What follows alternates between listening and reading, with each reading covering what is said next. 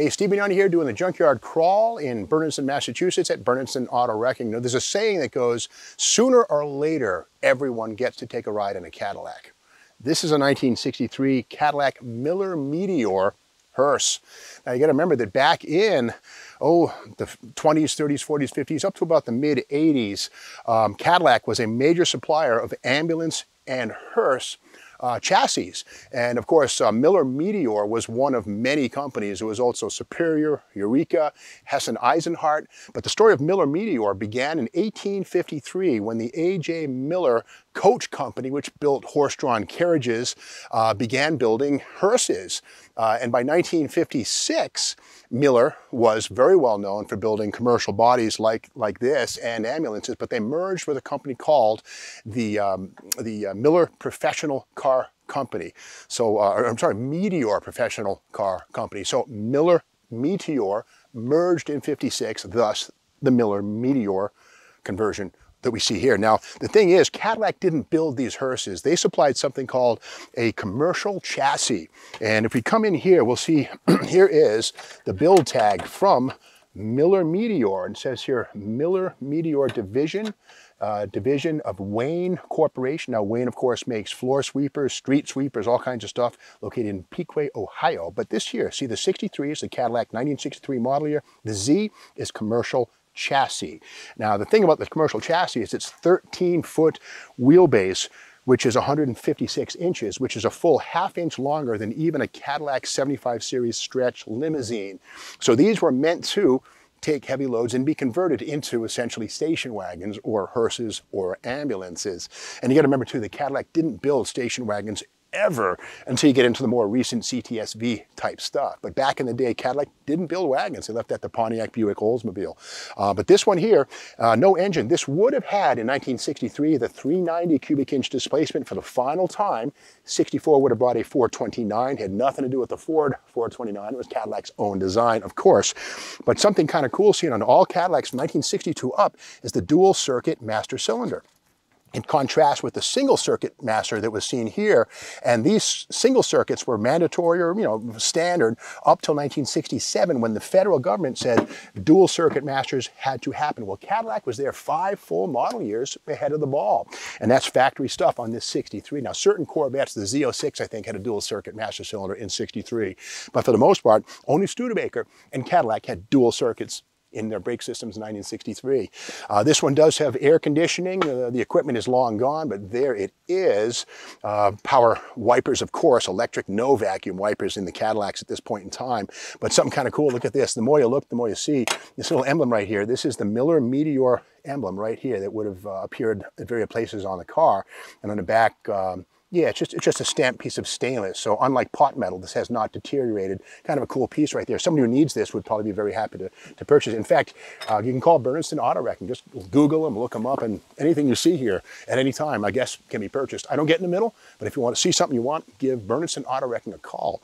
Now, the grill on this thing, surprisingly, has not been taken by a 50s bar and grill for a wall hanging. Here it is still, and amazing stuff. Aluminum, steel, and this frontal structure must weigh 180, 200 pounds, but this is long before the days of, fuel efficiency and any concern given to that. But something we see on this is pretty cool. The original Guide T3 headlights, the T3 we see right there. Now, these are made by Guide Light Division. We see the word Guide right there. It's not an indicator of what to do. That's basically the manufacturer, and Guide was a light manufacturer in Dayton, Ohio, owned by General Motors. But T3, what does that mean?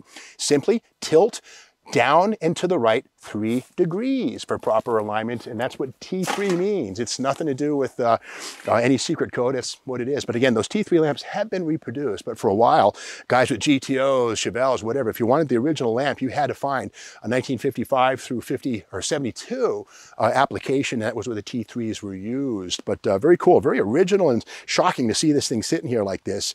Hasn't really been scavenged. But it is a commercial chassis, and what does that mean? Well, boxed frame, of course, heavy-duty coil springs up front, a sway bar up front, heavy-duty 12-inch drum brakes, no discs in the Cadillac lineup until 1967, I believe. But inside, actually, before we get to that, this A-pillar right here, notice how it's the dog leg. Well, 63 was the year that Cadillac's lesser models came up with the more modern slanted A-pillar. Well, a remnant of 1959 was this dogleg only seen on commercial chassis and top-level 75 series Cadillacs for the final time in 63. But again, if you had a 63 Calais or a 62 series Cadillac in 1963, you would have a pillar that was more modern. This wraparound stuff here was a hangover from the 50s, but seen for the final time only on 75 series big cars right here. Now we look inside, and this is a 75 series, which generally would be the limousine, heavy duty, big stuff, luxurious. But when it came to the commercial chassis, rubber floor mats were the rule. The limos and stuff would have had a woolish type carpeting, but this has that gray rubber floor mat, and that's factory stuff. This does have a radio, interesting stuff there, an AM radio. Radio delete was also commonly seen in these. Of course, during a funeral, you probably wouldn't have too much Led Zeppelin cranked up or Grateful Dead, etc., wink, wink. But this does have an automatic. And again, manual transmissions were seen for the final time in commercial chassis in 1953. So after 53, all Cadillacs had automatics. So you get into the more modern times, CTSV, etc. Now here's the whole point of this thing. The 13-foot wheelbase allows Miller Meteor to add this coachwork right here. The big windows, the side access door. And again, these are, heavy-duty vehicles.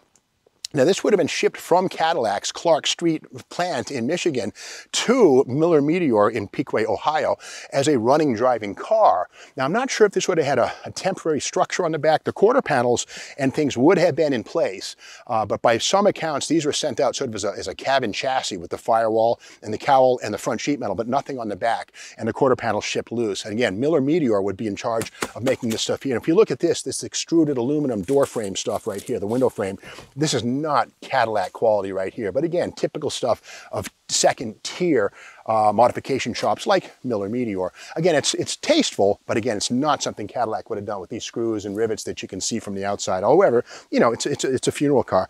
But something found only on commercial chassis like this are rear leaf springs. Here's one of them. All other Cadillacs would have coils in the back. Again, luxury car, great supple ride. Well, not so fast. Commercial cars had leafs. The only Cadillacs to have leafs in the back were these commercial models. And something else that all Cadillacs had, a lot of people say, how did they get that smooth, quiet ride? Well, while most cars had single universal joints like this here, Cadillac used a double U-joint called a Cardan joint right here. And what this does, it cancels out certain harmonics and frequencies when you're driving the car.